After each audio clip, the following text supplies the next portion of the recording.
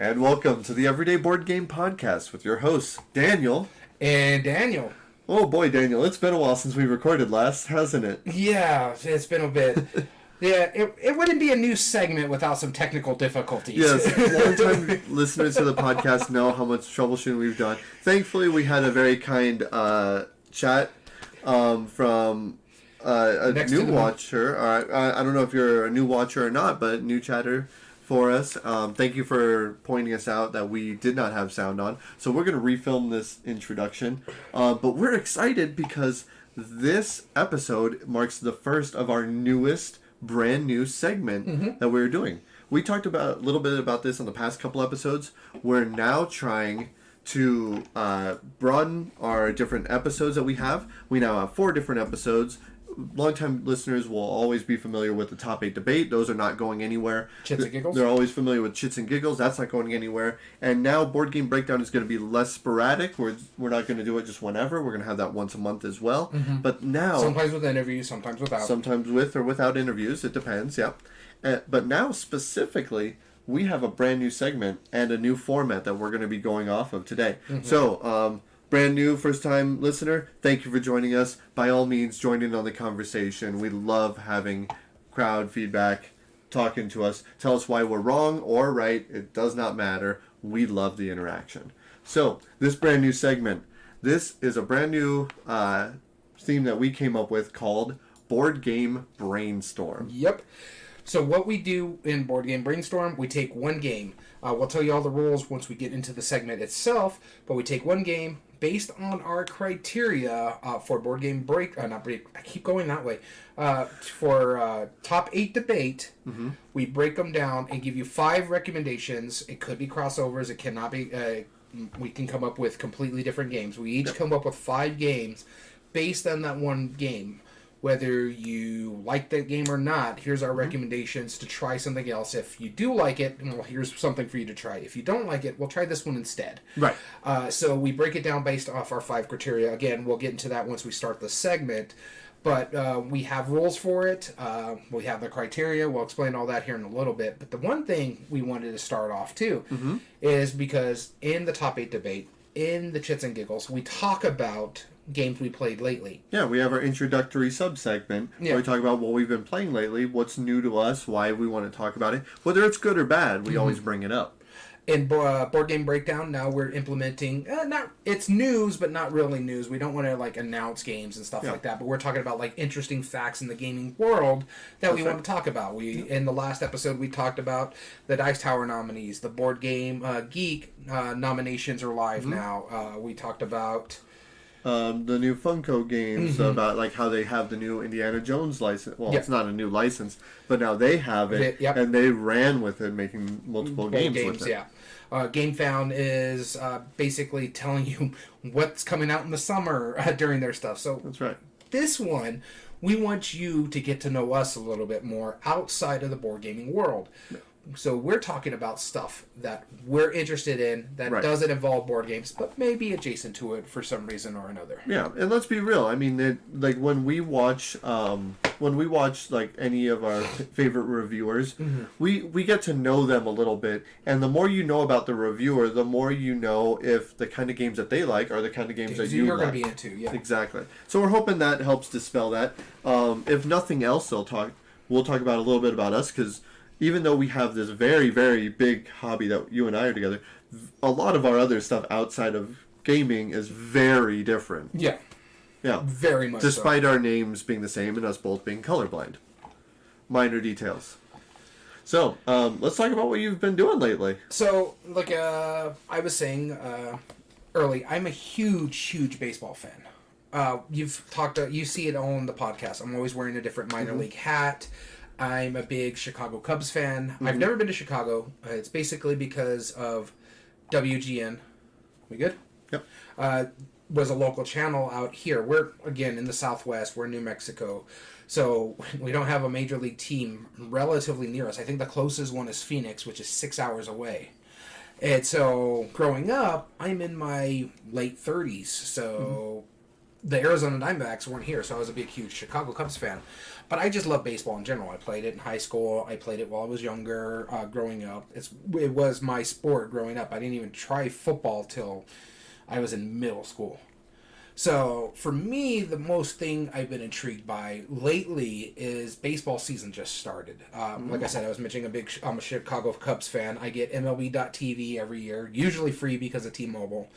But I watched a lot of the games. Like opening weekend, that's all I watched was every single game, not just Cubs. I watched all the baseball. I also can watch minor league baseball a lot. I do watch that a lot because the Cubs have on MLB.TV. If you're a fan of a certain team, they give you the affiliated games. But also, just recently, last Saturday, which was a few days ago, me and my wife went down to El Paso, which is about 40 minutes away from us, to go watch the El Paso Chihuahuas. They play AAA baseball. About 40 minutes away from us. We got tickets to the game, and the main reason we went there, one, we're Chihuahua fans. We love going to the games, but yeah, also they're adorable dogs too. No, I don't like Chihuahua dogs. I like Chihuahuas. They're fun. No, they're annoying. They're ankle biters. But I went down to El Paso to watch the game. The main reason being there was actually a Major League Baseball player. There's actually a couple on the team right now who are doing rehab assignments. This guy, mind you, love him or hate him, he got popped for PEDs, so drugs, performance-enhancing drugs. But he was also injured, so he had to do rehab assignments to, get back into the flex of games. But he's a very exciting young baseball player by the name of Fernando Tatis Jr. So when I found out he was doing rehab assignments in AAA, I immediately bought tickets, and it was a good thing too because it was almost a sellout. There was a lot of standing room people at that game on a Saturday, and it was a fireworks show too, the first fireworks show of the year. But man, me and my wife had a blast. She doesn't care much for baseball. She's not a big sports fan, but I was really enjoying teaching her how to the game itself, the rules, the nuances. She was enjoying going and getting the alcohol beverages that she can drink. She got like this little fishbowl rum lemonade thing. It's basically a little fishbowl that has a cap, an El Paso Chihuahua's cap over the top of it that you could drink out of a straw with. It was interesting. That's different. It's funny. But you go to that game, they have dog bowl nachos. They literally will give you a dog bowl, fill it with nachos, that is like the El Paso Chihuahua's plastic dog bowl. And you get to take that dog bowl home and give it to your actual dog if you wanted to. So it's a That's fun hilarious. Yeah. I mean, I like that. If you so ever ridiculous. get a chance to either go to a Chihuahuas game or any minor league baseball, that minor league baseball is one of the best games of baseball because they're not major leaguers yet. Some of them will never make it, but the stadiums have to draw people in. So how do you do it? You do some fun stuff like dog bowl nachos, the fishbowl drinks. You do stuff, fireworks shows, or just they're having a Star Wars night next week where the jersey is going to be the Mandalorian with Grogu in the pouch. So they do fun stuff like that. So, and they're relatively cheap. I mean, because Tatis was there, the tickets weren't super expensive, but they weren't cheap. I think I spent $110 for our tickets. Mind you, we had good seats. We're on the third base line, which is the home dugout, 5 rows up. So we are almost filled level. Yeah. But you could get like the grass seating for $20 a ticket or $30 a ticket. So, and it's not just the Chihuahuas. There's 120 different minor league teams out there. You have your low A, your high A, your double A, your triple A. So if you anywhere near one of these double A teams, go watch it. They are very enjoyable. The food is relatively good. Like I had not Texas cheese fries, chili cheese fries at the thing. They were expensive, but that could have fed 2 people. I didn't even finish them. It was like $10 for it, and I couldn't even finish it myself. And the wife got Texas cheese fries. We were planning to hit all these different things. I got a hot dog. That's about it. That's the only other thing I could eat the rest of the time. Too full. So yeah, that's what I've been doing. It's just baseball. Cool. Awesome. What about you? Yeah, I was waiting for that segue. All right, instead of just conceitedly started talking, which wouldn't be the first, but mind you, No, the thing I've been really focusing on lately is travel. So it's been an ongoing joke with me and my workplace is that when if we ever have anything more than a weekend off, because I work in education, so we get weekends off. But if like a holiday comes around and we have like either 3 or 4 or 5 day weekend, oftentimes, like my fellow colleagues will ask me, it's like, so where did you travel to? Because it was that common. Over the summer, I think I went out of town about 8 times, and just different reasons, different where, that's one of the things I do. And so I have a trip coming up by the next week, which is why we're filming this episode early. Yep. I'm also planning another trip That's a big one, too. around July, and then we're planning a massive trip in June. I have another trip in July that I'm going to be going to. Did not know and about this that is one. this just came up out of nowhere. But the massive one, we were going to go cross country. So the plan was originally to go from basically here to Minneapolis to Montana and then back, which is huge. That's I thought that massive. was the plan. Did you change it? It has recently been changed, just due to circumstances. We were going to meet family up in Montana. That fell through. So we're debating on what we want to do. Probably hit national parks. It's a big thing of me. I love hiking. So why not go see national parks? Get a chance to do that.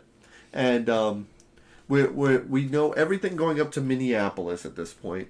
And then after that, who knows? Because we might just wing it, actually, and say, over the next 6 days, let's just see what happens, because we've done that before. You still going up to Iowa? Yes. Okay. Yeah, that's for a friend's wedding, and so that's still pretty much set in stone. But, I mean, again, we're winging it. I mean, when I get to Minneapolis, there's a good chance I'll probably go to Mall of America, check out the board game shop there.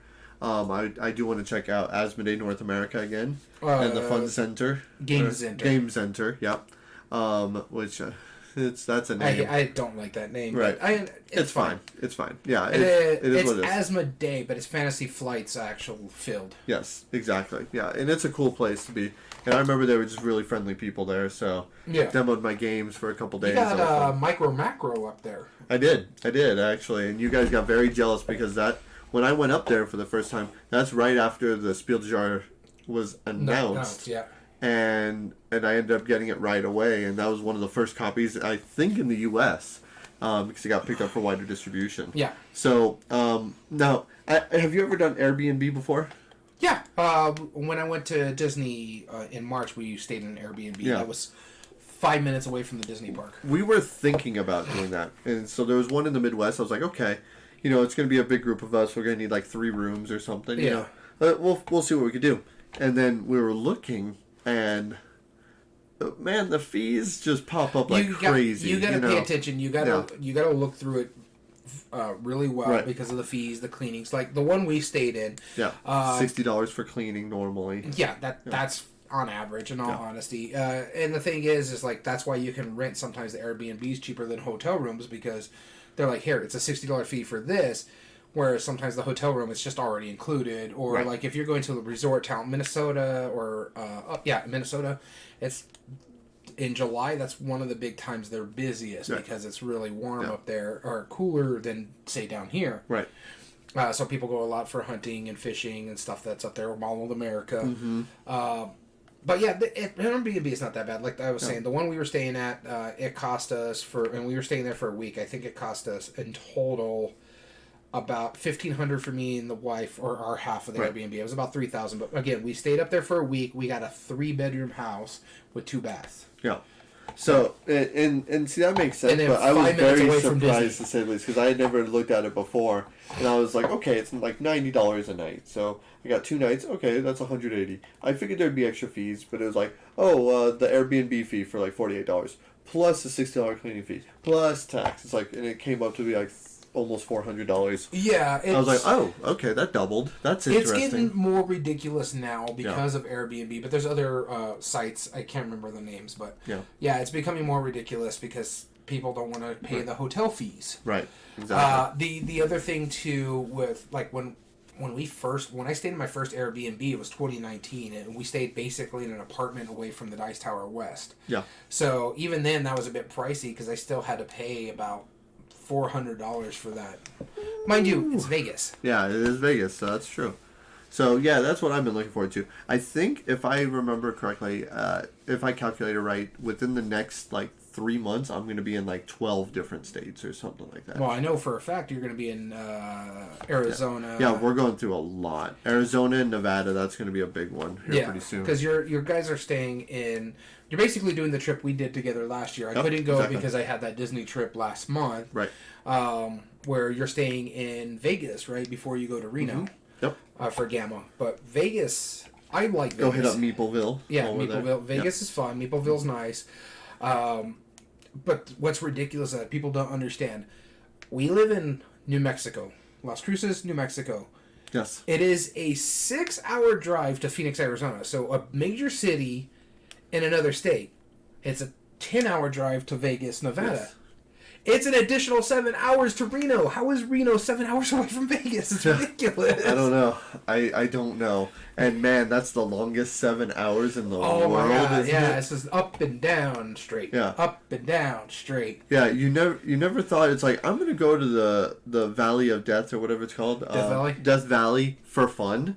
Because that's less of an eyesore than... It's a straight shot. So. Yeah, it's like, I don't know. But the thing about the Reno drive, too, is just that we had to make games for ourselves. We won't mention what the games we were looking out for that trip. But if you're an adult and you're thinking Nevada... yeah, they were silly. Because we were that bored. We were just like... Yeah, it was... Is that what? No. It was road bingo that you could only play in Nevada, is all that exactly. is. Yeah. It was a ridiculous time, but overall it was a really good experience. I'm excited to bring you guys back some news from the new one, which I'll be keeping you posted as best as I can. Yeah. So that we'll probably do like a filler episode at some point. Well, what's also interesting too about Gamma is that a lot of the people that we like to hang out with aren't going this year. Right, and that's a frustrating part. So of it. like for me, I was kind of sad that I'm not going to Gamma, but the people I wanted to hang out with, other than your co-designer, they're not going to be there, so I was like, okay, that's fine. Yeah. I still want to get all the news, but hey, it is what it is. Most of the news has already been announced. Yeah, exactly. I don't think there'll be too much new stuff, but I'll see some cool games in person, and we'll see what I can do. But anyway, let's get into our brand new segment. We're excited for that. All right. So again, the game or the thing is called Board Game Brainstorm. Yeah. We had to come up with games based on our 5 criteria from our top 8 debate. Mm-hmm. Basically coming up with 5 games off of that based on one game. So what is our one rule about the games that we have to break up? So it has to be a game that is considered a modern classic, basically. Mm-hmm. We don't want to do something old like, chess, or even as old as Monopoly. But it has to be at least 20 years old. 10. At least 10 years old. Because we're not basing off of Cult of the New, because there's a good chance that if it's within the last 10 years, a good portion of people might not have played it. Mm-hmm. But in the past, if it's at least 10 years old, in this case, like 25 plus years. Yeah. If one of my games is almost as old as... yeah. If you know that, then you know how standing Catan is. Mm-hmm. So again, if you've ever played Catan... Which, by the way, is our choice because, Klaus Teuber. Yes, because he passed away. Mm-hmm. So the reason why we picked Catan is because we figure that's one of the most universal games that we feel that a lot of the people who would listen to our podcast would be familiar with. Yep. And so we want, whether you like the game or not, for whichever reason, our goal is to give you this reference of games that are similar in these 5 criteria, which we're going to go over in a minute. And if you do like that part of the criteria, you'll go look at this game. If you do not like Catan for this reason, then you'll likely unlike that. Yeah, you probably won't like this other game that we recommend because of the reasons we list above. So what are those 5 criteria? The first one, of course, is ease of play. It's the simplicity or familiarity of the mechanism. Your likelihood to get it to the table, either based on a mechanism like worker placement or a theme like, let's say, city building, or because of Catan. Yep. Or something that is, and this is a knock for when we're doing our debate, prone to analysis paralysis. If you think Catan takes too long because people are always trying to think their moves for too long, then that's a knock. So we're trying to make a game that isn't very analysis paralysis Right. when we're making a selection here. Yeah. We also have replay value. So, like, around the same time as this game, around Catan, we want to have a game that's around that same. Gives you the same minimum number of plays to get the full experience of it. And also has about the same number of expansions or future Close to expansions. it, yeah. Now, granted, Catan has an insane amount of expansions. Their and variants. expansions have expansions. Yes, yeah. So, we might not have quite that extreme, but that's still the premise that we're going with. A very expandable game. Next up here, we have meaningful choice. This is impacting on other players, so how you impact their strategies. Depth of strategy, tactics, or skills, so how you play the game, how much depth to it. And arbitrary choices is another one that has a knock mechanism on it. You have to make pure choices, or are they arbitrary and allow you to win the game without really making good choices? That's right. Next is game immersion. The theme of Catan, we want to get something that if you like that style and you like what it does, whether it's player interaction, if it's fun to lose, if it gives you those big stand-up moments, we want to try and find games that match along those same. Yeah, I agree. And then the last one here is art and production. We want to something that has good art or better, has as well as pieces and components to say something like Catan, and as well it has very well done graphic design. And for me, when I did this one, I kind of wanted to go along the lines of it does it a little better than Catan, because Catan's an older game. It's 1995. It's about to hit the 30-year anniversary. So I want, better art. I want something that has at least the equivalent of component-wise. Yeah. And better graphic design, because Catan's graphic design is not bad, but I want something where it's easily readable. Sure. All right. So we're going to get into this. Why don't we start with ease of play? That's how I have it written down. It's like how I have this written down. So I have ease of play, replay value, meaningful choice, game immersion, and art and production. Good. How we did it. And longtime viewers will know our coin of doom. It does change per episode, so we'll find out. So let's see who begins. Ease of play. I don't remember which one this one is. That's head. Yes. This is head, so it's tail. So I start. So for my pick of ease of play, when I'm talking about simplicity and familiarity of the mechanism, the one I gravitated towards was the wheeling and dealing. Mm-hmm. And this is probably one of my oldest games on this list. Here, it's not that old, but it's around the same. It just had a 25th anniversary edition released.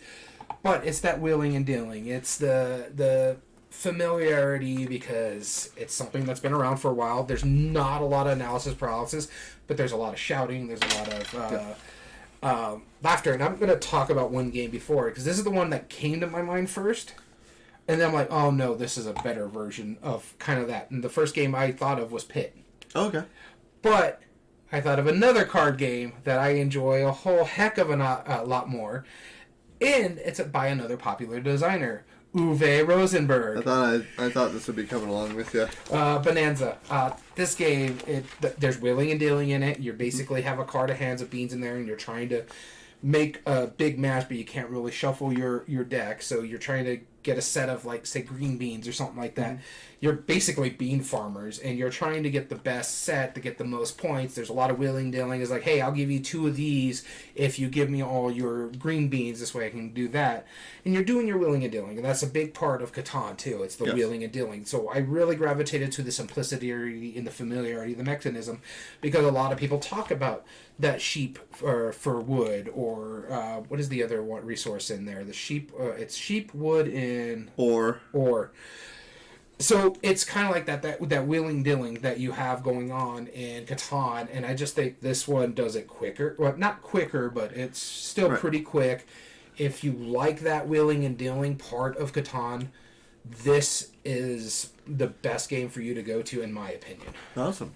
Now, I went a completely different route on this. See, when I think of ease of play, Catan isn't the simplest game, but it is simple in the fact that you are just simply trading these resources in to build effectively a settlement, a city.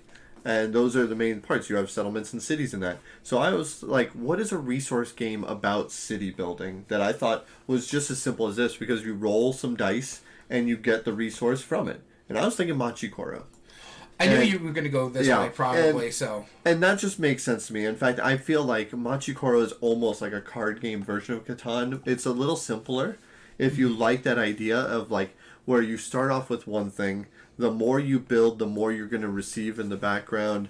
That brings in a lot of the same familiarity. Okay. Anybody who likes like the video games of like city building and stuff, I kind of recommend this for like if they want a family game, and especially if they're already familiar with Catan, because that ease of play, that familiarity of the mechanism of rolling dice and randomly getting a resource, that is very familiar. Okay. And that's why I went with Machikoro. Now, for if you don't know what Machikoro is, it's a card game. You're trying to build your 6 landmarks. Roll 1 or 2 dice on your turn, depending on which landmarks you have built.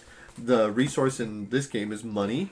You're using those money to buy other buildings, which will land and activate in different ways and on different dice rolls. The first player to build all 6 landmarks wins. That's very similar to building, the cities and the settlements in Catan and the Longest Road. There's multiple ways to get points. This is basically just a quick 4 to 6 points, depending on if you have the expansion or not. But again, it works off of that same familiarity.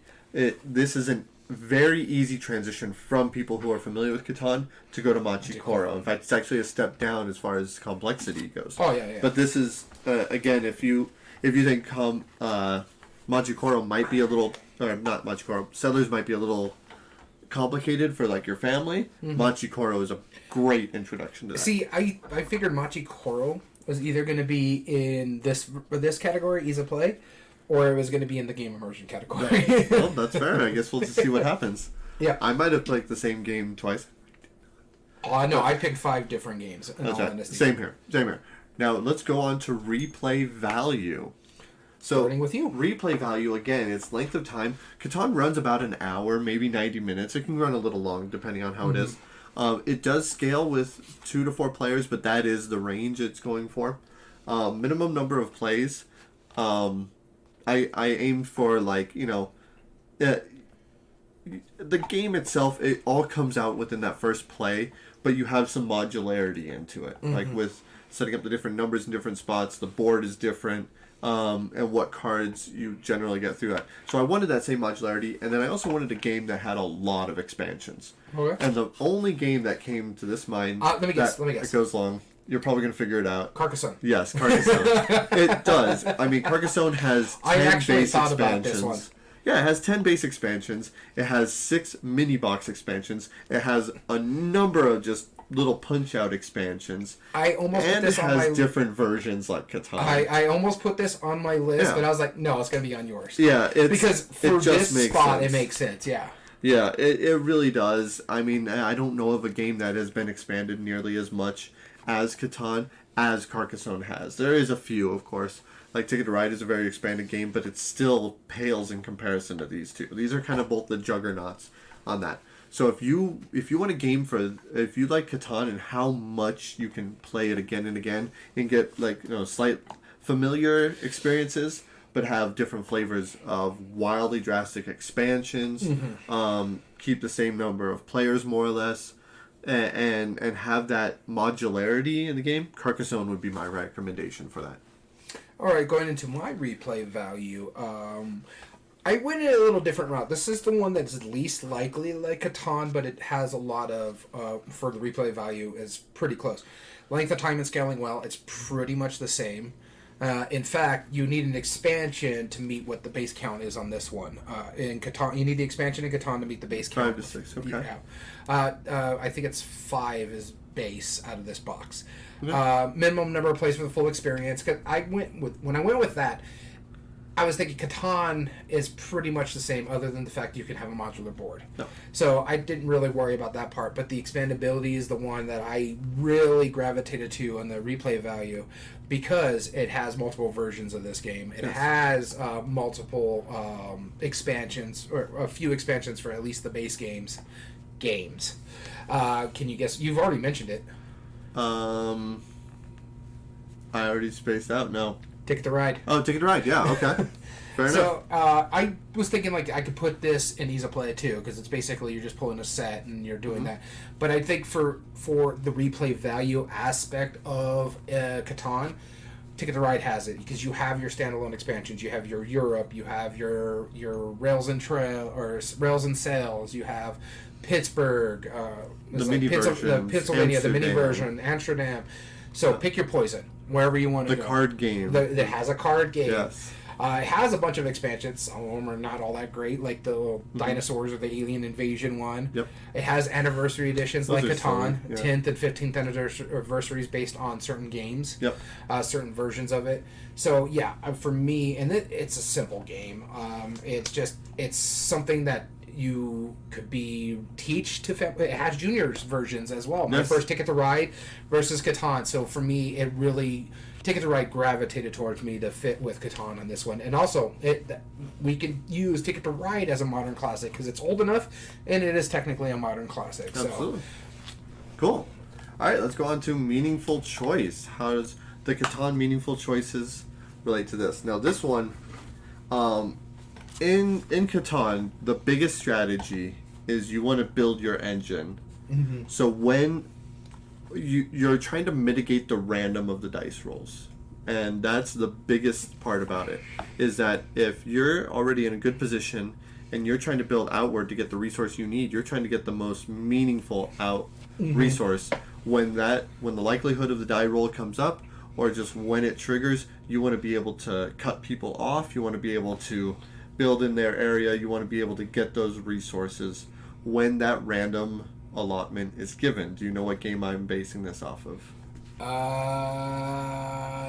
Honestly, I don't. Space Base. Yeah, it very much fills that meaningful choice category for me, and because it's. In fact, I thought this was going to be the one section that we had a crossover, and we don't. Oh wow! Okay, well then we'll see. Because this was the first game I compared Settlers of Catan to, because you have 2 dice. It is a random resource allotment. Mm-hmm. You are trying to get the most powerful stuff in the dice that are most likely to roll. You're trying to build this engine so that no matter what happens, no matter what any other people roll, you gain the benefits according to that. So it's a very fair strategy in Space Base that you fill in just your first 6. So no matter what your opponents roll, you're going to get at least a small little bump of benefits. Yeah. That's 100% a meaningful choice in it. How you do that, where you do that, when do you think you should pull the trigger on the stuff that's going to slow you down a lot more, that's a big part of both games. And I feel like that engine building, if you really like that, if you like Catan and want to step it up one more, this is a little more complicated than Catan. And much more. And there's less player interaction with it. But it definitely has that long-term strategy of how do you mitigate the random the most efficiently. Okay. Yeah, I see where you're going with this one. And it's funny because my meaningful choice goes about with the mitigating of the random. There is dice rolling in this one. There is a lot of strategy in this one. There is city building in a sense in this one as well. There is fairly good strategy in this game, tactics and skills in a sense, because there's many different ways you can win the game, many different ways to get your points to help you win the game. Interesting. Do you have an idea what I'm choosing here? No. Castles of Burgundy. Oh, okay. Okay. I mean, you're going with the hex board, huh? Yeah, going with the hex board, but Right. it also goes with the mitigation of the dice rolls that we were talking about. Yeah. Because the dice rolls aren't that important in Castles of Burgundy. You can flip a 6 to a 1 depending on what you need to trigger on the board if you get your resources of your workers to help you with that. You can never roll badly. Yeah. And you can sell and get your points off basically selling your goods.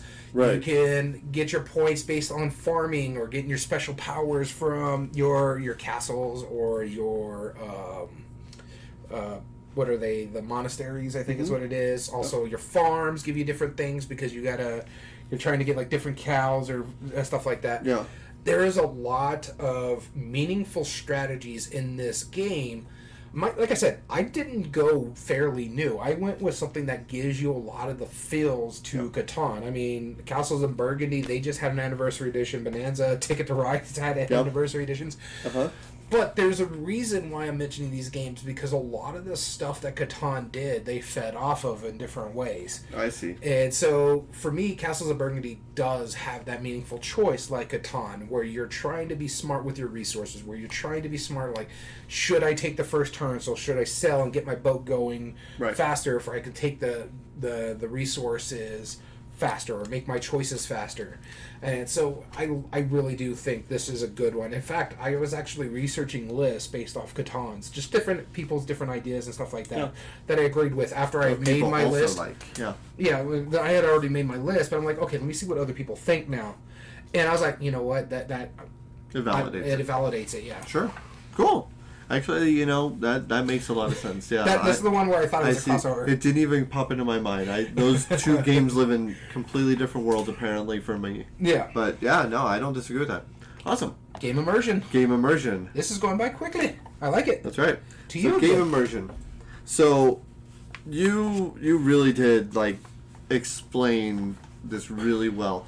The funnest part, the part that makes you feel like, oh, I just did something really clever, and I really had that moment where it's like, aha, and where you got the resources at the right time of what you needed, and you did it by maybe manipulating, but likely dealing with your opponents.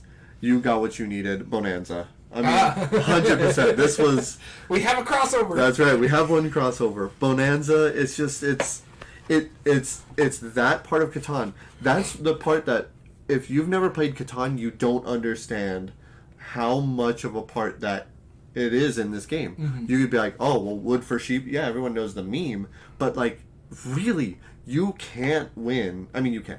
But you really unlikely will win if you don't wheel and deal with others. That's a big thing. I mean, and yes and no, because you have the trade with a tray. It's yeah, just you not can trade at a 4-1. Yeah. Most people will take a 1-1. Knowing my Some luck, people may do a 2-1. And then my thing is, knowing my luck, I'll draw like 4 woods, and I'm like, I only need... Well, one of the big things in Catan, right? You have a hand limit of 7 cards.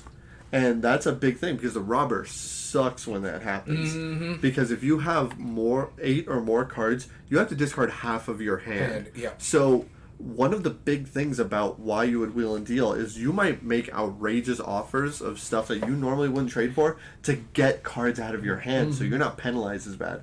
If I have 10 cards in my hand, you better believe I'll be like, I will give you 3 wheat for anything else. Anything. Just trade me. Anybody else want the offer? Because I want to trade it. So that way you don't get hit so hard when the robber comes up. In Bonanza, if you don't get those cards out of your hand because they don't change order while in your hand, you might be forced to discard something you've been working for a significant part of the game because you just couldn't mitigate that part of it. So in Bonanza, yeah, like Daniel was saying, you have a hand of cards that don't change the order. You have to plant some down. They're all bean fields. You have either 2 or 3 bean fields in front of you. You're planting them down. Then you deal out some cards. You wheel and deal with others. Add them to your fields. Possibly replacing stacks that you've already done. So there's a little bit of press your luck going in there. And then on top of that, you're just trying to get the best sets of each of those to trade them in for the most valuable points. And the thing is, too, is when you're getting new cards into your hand, they always got to go to the left side of your hand. Yes.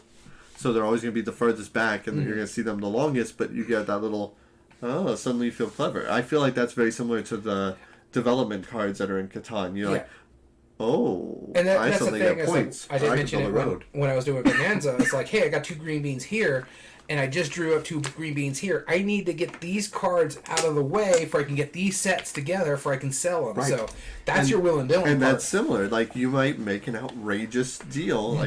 Like, hey, I need a brick. I will give you 12 cards for this brick. Seriously. Like, take my hand. I need a brick. And you very well can do that in that game. And I feel like Bonanza really brings up that, like, hilarious moments of just, at what point do you, like, I'll give you 2 wheat not to take his deal kind of thing. Yeah. Like, it's just silly. I like it. But, yeah, if you like that wheeling and dealing, that silliness, Bonanza, it's up there.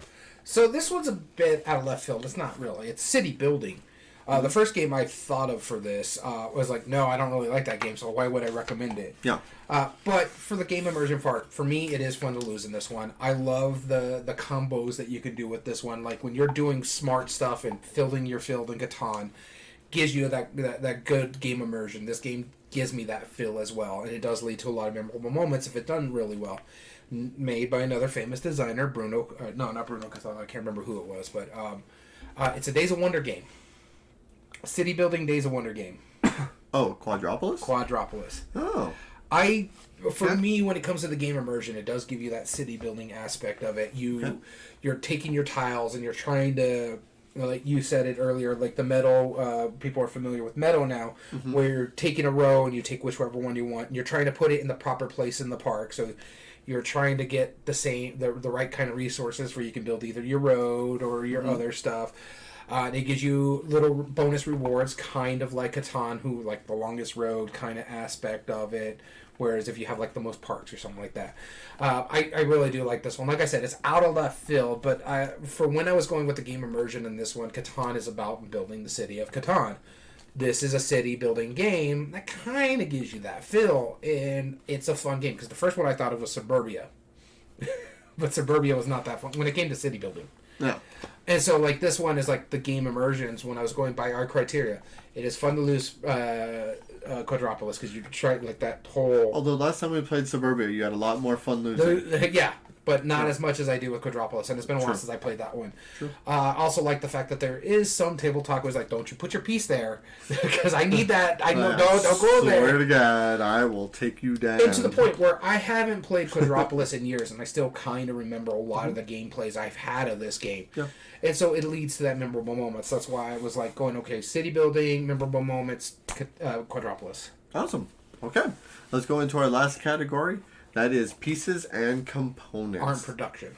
Art and production is what I actually meant. It's right there. I was just checking to make sure you were paying attention. That's all. So art and production. If you like the art and production on Catan, let's talk about all right, so what other games you art may and production is not really out of left field because I went with something that is basically set collection. You need to get a good number of grapes to help you build your wines. Yeah. And of course, a Stonemaier game has to go in here because of the pieces and components. It's not out of left field; it's out of the vineyard. That's what it is. But it's not that far off when you think about it. You have to do a set collection. You're trying to build up your winery by using your resource management properly, which you need to do in Catan. Yep. Plus, the component quality, I said, has to be better or as on par or better. Right. Yeah, we're giving recommendations, not... Yeah, so the art, phenomenal. The pieces and components are great. Okay. I want to see more games that have those little eyedropper or things where it like pops up the number like what you're using for your grapes and stuff like that, and your winery and your wines. The graphic design is easy to read. The big difference is, whereas it's a wheeling and dealing game, Catan, this one's a worker placement game. But like most worker placement games, you have to manage your resources properly. There is a limited amount of stuff that you can do. In Catan, you're limited based on your card draws. You're also based on how the dice rolls goes over here. You're limited in this game based on your workers because you have to go through a whole season with 3 workers to start with. So you have to be smart how you use things. And for the art production, I think viticulture is just through the roof. Stonemaier is phenomenal when it comes to this kind of stuff. Okay. So the game I picked, and I don't think you'll have any argument against this. It's horrible. Already. No, I wanted to pick a game, so when I think of the art and production on Catan, I don't think it's bad art. I don't generally mind. But it does have, you can tell it's aged a little bit. You can tell it's from, the golden age of Euros, the earlier ages. And so I wanted something that captured that same feel. I do like the art on this a little bit better. But then again, each of the tiles on the Catan board, it does a great job of representing what kind of resource it does. So I wanted something that does that same... Viticulture does it too with the cards. Sure. And I wanted it to be obvious, of which ones you had. And in Catan, you have the wooden pieces that are very clearly distinctive. Same with this. And also... you have pretty decent quality dice that are in Catan. I wanted a game that also had dice, which this game has all of those that I've listed. Stone Age. Now, hear me out on that. No. I see where you're going with that. It has wooden dice. It's designed to look a little bit older, but you know where you're going to be going for gold. You know where you're going I for like fish. the fact that we both went worker placement on this. We both went worker placement, right? Mine, still resource management. You're trading in the resources to get points, and you're still trying to use your dice to actively get those resources. Mm-hmm. So again, that's where it breaks down to, I think that if you like the art direction, the idea that they were going with, where the art and the resources are very clearly delineated, but it still is kind of like this immersive board. Michael Menzel, I believe, made the art for this one, and it's really obvious because it's really pretty art. And in Stone Age, they do a great job of capturing, obviously I need to send them to the forest to get wood. Obviously I need to send them to this part to get stone. And you're going to know where each of those parts are. So when you finally get those resources, you're going to get the good wooden bits. You're going to trade them in for what you need to build, for points. And it has a lot of the same idea with it. So if you like the art and production of Catan, my next level up would be Stone Age. So with that, I don't disagree with you. Yeah. So yeah, I mean, I'm giving you guff. I mean, that's why you didn't include viticulture with any of the other categories. Yes, but art and production, I don't necessarily disagree with it. It does make sense. Mm-hmm. All right, so. Well, that was an interesting episode. Again, tell us what you think. I do have one thing about the Stone Age, though. Mm-hmm. Air out that freaking cup. Yeah, the cup. I mean, Catan could have a cup too. In fact, the dice game version of it has a leathery cup. Yeah. It's plastic, but it has a leathery cup. Yeah. But anyway, we want you to tell us your feedback of what you thought of this episode today. It was a bit of a shorter episode, but which is sometimes we need that. We tend to go a little long-winded on some of our bigger episodes. Yep. But please, by all means, let us know. If you want to join us on a live episode, like any of our viewers today, thanks to one of our viewers for letting us know about our sound issue earlier. As always, we need troubleshooting. Mm-hmm. But you could join us at twitch.tv/everydayboardgames. And goodness knows, we could have filmed that whole episode and not known it had it not been for our awesome viewers. So. Yeah, exactly. As well as all video re-uploads can be found on YouTube at Everyday Board Games 2020. If you like what we do, there are 3 things you can do to help us grow on that platform. Subscribe if you're not. Like the video and comment down below and tell us your thoughts on the subject. Which games would you choose for our 5 criteria for the recommendations off of Catan? Yep. As well as all audio versions can be found on most podcast platforms. This includes platforms under Everyday Board Games Podcast. This includes Spotify, Google, Amazon Music, and Podbean. And if you ever want to give us direct feedback, you can email us at everydayboardgames2020@gmail.com. Whether you tell us whether we're right or wrong, enter in future contests, or just stopping by to say hello, or give us ideas for future episodes. Email us at everydayboardgames2020@gmail.com. And with that being said, we want to thank you so much for tuning in. As always, I've been your host, Daniel. And I've been your host, Daniel. And we want to thank you for listening to Everyday Board Games. And remember, every day is a good day for board gaming.